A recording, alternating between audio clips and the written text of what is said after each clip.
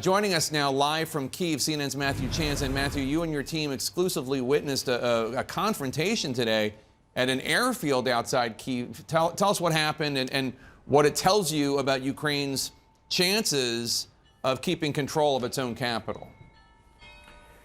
Yeah, I mean, it was astonishing, but it was unexpected as well, because we were making our way to an airfield near the capital, Kiev, just on the outskirts of it, that had been attacked. We knew there had been fighting there over the course of the previous hours. It's an essential airbase that the Russian special forces, we understood, had been dropped there to seize in order to establish a bridgehead so they could bring in more forces. So we went there. There was a checkpoint at the gates. I was told by Ukrainian officials that the Ukrainians had it back under control after fierce fighting.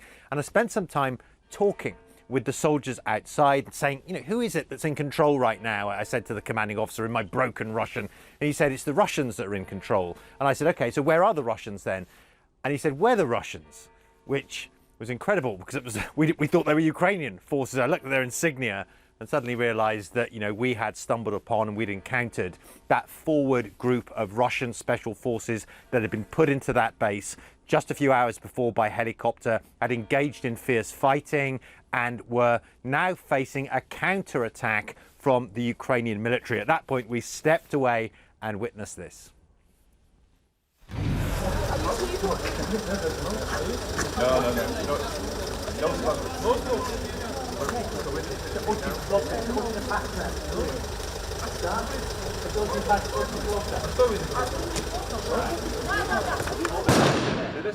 The corner. Keep inside, keep inside. In here, against the How wall. can I find it? Right.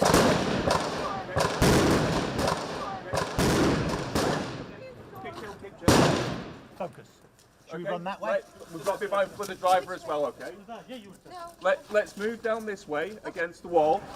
Down. I need to check Keep down, keep down, keep down. I need you to check IFB. It's okay, keep chill.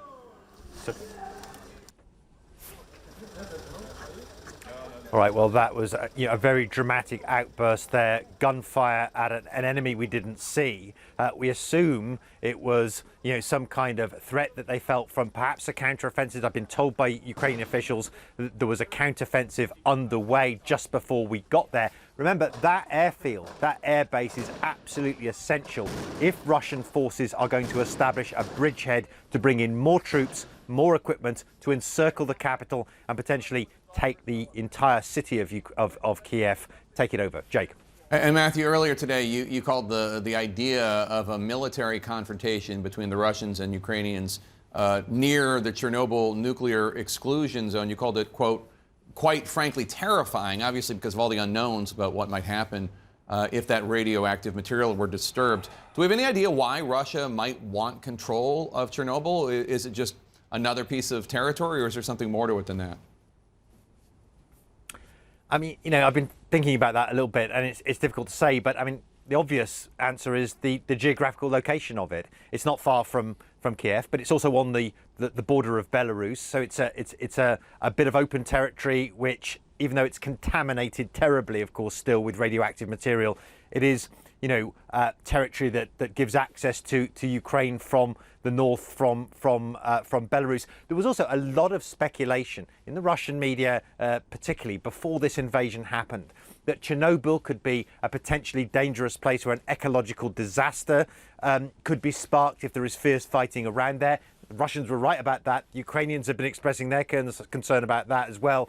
That's why I said it was so terrifying that there's a potentially dangerous military confrontation around that nuclear reactor, which is currently housed in a sarcophagus made out of concrete to try and limit any further damage that could be caused by it. Of course, if it does become the focus of a strong military confrontation between these two armies, that could kick up all sorts of horrific radioactive material and, cause that massive catastrophe to repeat itself all over again. And I think probably it's fair to say neither side want that.